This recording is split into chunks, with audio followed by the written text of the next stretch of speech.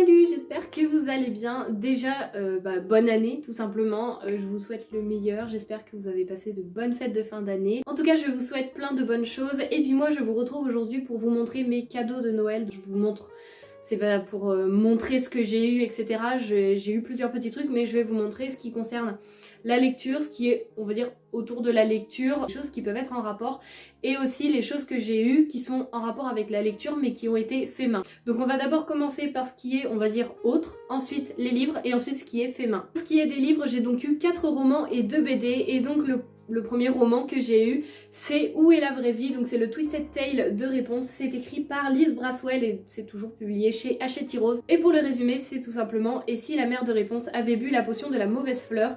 Donc voilà, encore une fois, je ne lirai pas le long résumé, juste avec cette phrase ça me suffit, puis même sans résumé, c'est une réécriture de conte. Oh, c'est trop beau, j'avais pas vu la lanterne en bas. Enfin bon bref, en tout cas voilà, j'ai vraiment hâte de le lire, et puis encore une fois la couverture est super belle. Donc je suis à jour dans les Twisted Tale, enfin je suis à jour, du coup il me manque plus que celui-ci qui est le dernier sorti. Mais en tout cas je suis trop contente parce que les réécritures de contes, je commençais à en avoir plus beaucoup, et là j'en ai eu 2. Et j'en ai encore une autre dans ma pile à lire, donc on n'est pas trop mal. On va continuer sur la lancée avec la deuxième réécriture de conte. Il s'agit de Un sort si noir et éternel. C'est écrit par Brigid Kemmerer, je sais pas comment est-ce qu'on prononce, et c'est publié chez Rajo. Et donc là c'est tout simplement une réécriture de La Belle et la Bête avec une protagoniste qui a un handicap, et donc j'ai trouvé déjà cette thématique super intéressante. Déjà le fait que ce soit une réécriture de La Belle et la Bête, j'avais envie de le lire, mais en plus que la protagoniste ait un handicap, c'est quelque chose qu'on voit très rarement, et donc voilà, je voulais le découvrir. Alors je sais pas si c'est vraiment très présent, à voir ce que ça donne, je ne sais pas du tout quelle place le handicap va prendre, c'est rien, et en tout cas j'ai vraiment envie de le découvrir. Il est vraiment hyper épais par rapport à un autre roman, enfin je trouve que... Je sais pas si ça se voit, mais il fait vraiment plus gros quand on l'a dans les mains. C'est pas écrit tout petit, mais en tout cas voilà, j'ai vraiment hâte de le découvrir. Donc voilà pour ce qui est de la deuxième réécriture de conte. Ensuite le troisième livre, je l'ai pas vraiment eu à Noël, mais je l'ai reçu 2-3 jours avant. Et c'était vraiment la bonne période pour recevoir un livre. Et donc encore une fois, je remercie énormément l'auteur. Enfin je le dis à chaque fois, mais encore une fois, merci beaucoup à toi. Il s'agit de La magie des Valkyries. Donc c'est Skadi, c'est le nom du personnage principal. J'ai le mot qui est en train de se faire la malle. Donc c'est écrit par Tom Pandore, c'est un livre auto-édité, et est-ce que j'ai encore besoin de vous parler de Tom Pandore? C'est celui qui a écrit l'Atlantide, Wakamantis, et ce sont des romans que j'adore. J'ai commencé à lire ce livre au moment où il l'écrivait, il me l'envoyait au fur et à mesure, etc. Et vraiment rien... Enfin, déjà de ce que j'ai pu en lire, j'adorais, c'était trop bien. Mais je ne l'ai pas lu jusqu'au bout, donc là je vais vraiment pouvoir redécouvrir cette histoire vraiment avec...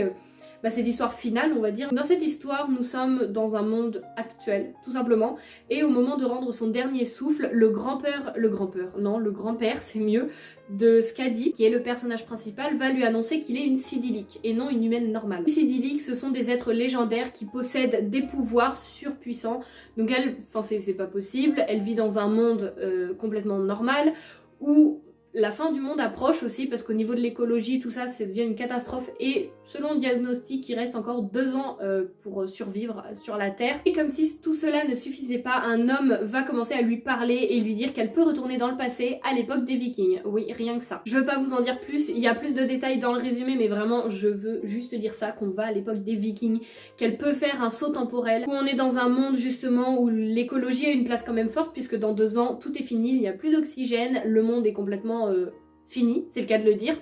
Et est-ce que le fait de retourner à l'époque des Vikings, ça va sauver la planète? Est-ce que c'est finalement une bonne idée de retourner à cette époque-là? Et est-ce que on a toutes les connaissances réelles de ce qui se passait à l'époque des Vikings, ou est-ce qu'il y avait plein de choses qui étaient encore inconnues? J'ai pas toutes les réponses parce que je n'ai pas lu le livre jusqu'au bout, mais en tout cas de ce que j'ai pu en lire, je peux vous dire que déjà je sens que je vais passer un excellent moment dans le livre. En tout cas j'ai très hâte de redécouvrir cette histoire et surtout de découvrir la fin. Encore une fois, je te remercie énormément Thomas, parce que ça me fait super plaisir de le recevoir, en plus vraiment à quelques jours de Noël, c'était la période parfaite. Donc je vous en reparle plus quand je l'ai lu, et donc voilà pour le troisième livre que j'ai reçu. Et pour le quatrième, c'est un livre que je voulais prendre depuis que Kimi Collection en a parlé. Vraiment ça me tentait énormément, même si c'est pas le genre de lecture que je vais avoir l'habitude de lire. C'est Last Memory, c'est écrit par Yukito Ayatsuji, je ne sais pas. et c'est publié chez Pika dans leur édition roman. Et ça va être une histoire de ce qu'elle en a parlé. Ça me fait penser un petit peu au style d'Edgar Allan Poe ou alors à la nouvelle que j'ai lue. C'est Chambre 1408 de Stephen King, ça me fait vraiment penser à ça avec cette ambiance qui est très bizarre où on va dire la folie est à la limite de la raison, il y a vraiment qu'une ligne très fine pour passer de l'un à l'autre, l'imaginaire, qu'est-ce qui est réel, etc. Et rien que ça, moi ça me tentait et avec une... on va dire des notions très floues mais angoissantes où on se dit mais qu'est-ce qui se passe, une atmosphère qui est assez oppressante. C'est écrit, nos pires peurs sont parfois tapies dans nos souvenirs. Et on va suivre un étudiant en doctorat qui va voir sa vie complètement basculer le jour où il apprend que sa mère a une maladie neurologique, je sais pas pourquoi j'ai bugué sur le mot, où sa mémoire flanche, je peux dire ça, je sais pas si je peux dire ça comme ça, où sa maladie progresse rapidement, altérant sa mémoire. On va dire plutôt comme ça, c'est plus clair que ce que j'ai dit avant. Le jeune homme va décider de mener l'enquête de qu'est-ce qui se passe, pourquoi est-ce qu'elle a ça et surtout est-ce que c'est héréditaire parce que c'est quand même assez effrayant pour lui. Et lorsqu'il essaye de retracer le passé de sa mère, il se rend compte qu'elle a quelques souvenirs, un éclair, des bruits de sauterelles, mais surtout des cris d'enfants. Et est-ce que ces sons, ces choses qu'elle voit encore, ces derniers souvenirs, ça aurait un rapport avec sa maladie ou un rapport avec quoi que ce soit qu'elle aurait vécu dans le passé? Est-ce que ça a un lien avec l'ultime souvenir qui tourmente sa mère? J'ai vraiment envie de me lancer là-dedans pour le découvrir. Je me souviens un petit peu quand Kimi Collection en a parlé, qu'elle a dit qu'elle était pas très sereine après, où c'était un peu flou, elle savait pas trop comment se placer, dans le sens où l'atmosphère, et ben voilà, c'est oppressant, c'est un peu angoissant. Et de ce que je m'en souviens, moi c'est vrai que quand elle en a parlé, j'avais accroché, je l'avais noté, je me dis celui-ci, il faudrait que je le lise. Donc le voici et j'ai très hâte de le découvrir. Et maintenant on va passer aux 2 BD. Alors pour commencer, j'ai le tome 1 de Sorceline. Donc le tome 1 c'est Un jour je serai fantasticologue et c'est tout simplement une petite fille qui va vouloir, je crois, découvrir ou s'occuper des animaux fantastiques. Donc j'avais vraiment envie de découvrir cette BD, donc j'ai le tome 1 avec moi et je pense peut-être prendre la suite, je sais pas, je crois qu'il y a 3 tomes déjà de parus mais je suis pas sûre. J'ai déjà commencé à prendre la suite pour pouvoir tout lire d'un coup, donc voilà les planches, il y a vraiment des couleurs très différentes et ça me fait penser au dessin, au carnet de cerises que j'aime énormément, donc voilà, ça m'intéresse beaucoup, donc à voir ce que ça donne. Et la deuxième BD, ça me fait vraiment rire, vous allez voir pourquoi, c'est Le Grimoire d'Elphie. Je vous ai même pas dit de qui c'était, Sorceline, excusez-moi, c'est de Sylvia Douillet et Paola Antista et c'est publié chez Vent d'Ouest. Et pour en revenir au Grimoire d'Elphie, c'est de Arleston Alouette et Minnie Ludwin, je sais pas comment est-ce qu'on prononce les noms, j'ai l'impression d'à chaque fois de dire n'importe quoi, donc je suis désolée. Et c'est aux éditions Dracou. Et donc là, je vais pas lire le résumé parce qu'en fait on m'a pris le tome 2 pour commencer, sachant que je n'ai pas le tome 1. Mais dans tous les cas, je vais m'acheter le tome 1, ça c'est sûr. Enfin c'est mieux pour lire, mais dans tous les cas je voulais m'acheter la suite aussi parce que c'est une BD que je veux depuis un petit moment. Et là je me suis dit allez, on va demander les premiers tomes à Noël pour ensuite pouvoir enchaîner. Donc c'est un grimoire magique il me semble. Je peux pas vous en dire plus, je ne sais pas. Où on va suivre 3 sœurs, si mes souvenirs sont bons, qui voyagent dans une caravane un peu modifiée, qui fait un peu comme un bibliobus. Ça se trouve, c'est pas du tout ça, mais je crois qu'on se rapproche quand même un petit peu du résumé. En tout cas, la couverture est vraiment belle, on a des dorures sur la couverture, c'est vraiment très joli.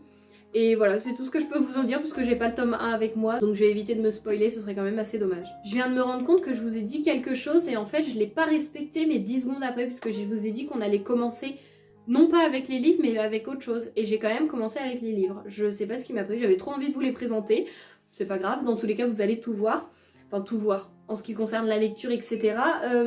Donc on va passer aux 2 autres trucs qui ne sont pas des livres mais qui s'en rapprochent, enfin qui s'en rapprochent. Vous allez comprendre parce que j'arrive pas à trouver mes mots. J'ai eu 2 tasses, alors je savais lesquelles j'allais avoir puisque c'est moi qui les ai choisies. Tout d'abord j'en ai une comme ça avec un attrape-rêve que je trouve super joli. En fait il y a 2 attrape-rêves, ce sont les mêmes de chaque côté.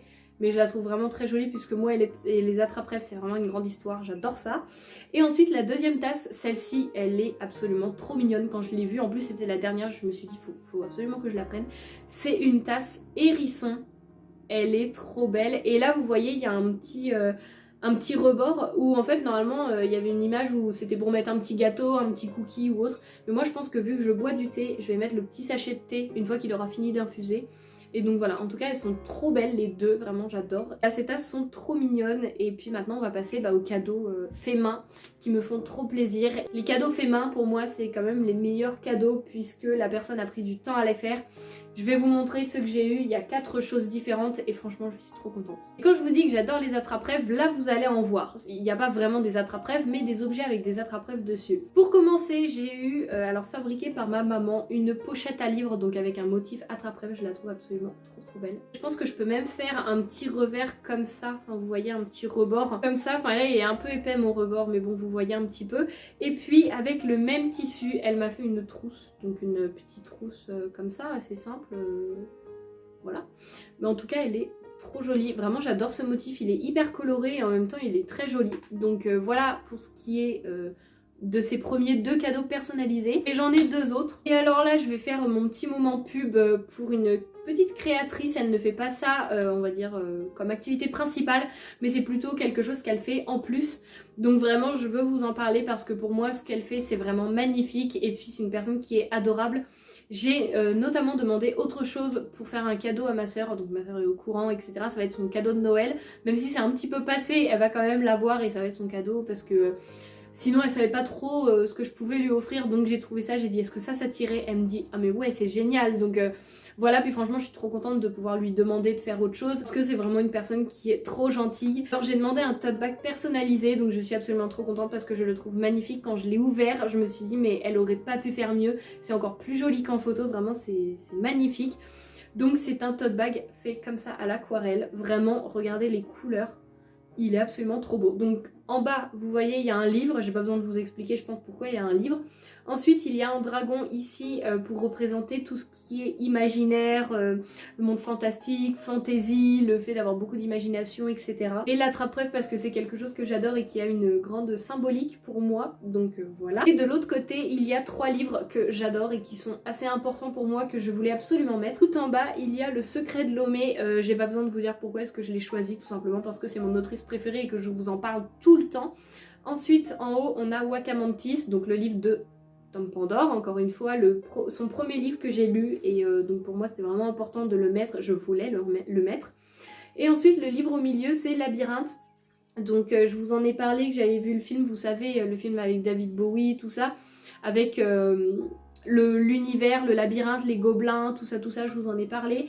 J'essaierai de retrouver mon avis lecture et de vous le mettre dans le petit i où je vous en parle parce que ça a été une super lecture. En fait c'est le roman qui illustre un peu le film, enfin même si du coup le roman n'illustre pas, mais enfin bon bref vous avez compris. En tout cas voilà, vu que c'est un film que je regarde depuis toute petite et que le roman était sorti aux éditions Inis comme Dark Crystal, je voulais absolument le lire et j'avais adoré, donc voilà, pour moi c'était un livre qu'il fallait que je mette et c'est un peu mes 3 livres que je préfère. Enfin il y en a d'autres hein, bien évidemment, mais voilà, ceux-là je voulais absolument qu'ils apparaissent, donc encore une fois, puis regardez vraiment les couleurs à l'aquarelle, c'est absolument trop joli, puis le sac est assez grand donc c'est vrai que c'est pratique. Et elle m'a fait un petit cadeau avec et je lui ai dit fallait pas, c'est beaucoup trop gentil.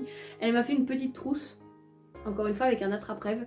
Les couleurs sont absolument trop belles, vraiment je suis super contente.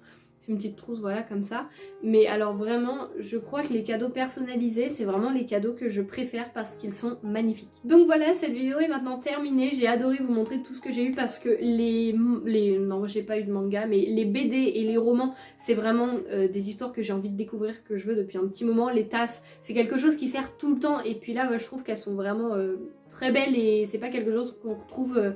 Enfin c'est pas des tasses on va dire basiques. Et ensuite les cadeaux faits main, que ce soit ceux de ma maman ou ceux de Solène, donc je vous mettrai son compte Instagram en barre d'informations. Vraiment allez voir ce qu'elle fait, elle fait aussi des...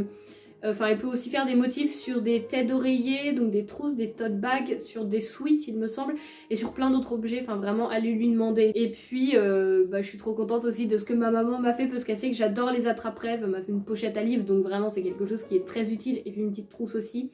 Donc je suis trop contente, en plus elle m'a dit qu'il lui restait du tissu comme ça, donc il y a moyen de faire quelque chose avec. En tout cas voilà, j'espère que cette vidéo vous aura plu, n'hésitez pas à me dire si vous avez eu des livres ou autre chose, ou voilà. En tout cas j'espère que votre Noël s'est bien passé, que vos fêtes de fin d'année se sont bien passées. Et encore une fois c'est une vidéo que j'ai adoré vous tourner, j'espère que vous avez aussi aimé la visionner, et puis moi je vous fais plein de bisous et je vous dis à la semaine prochaine.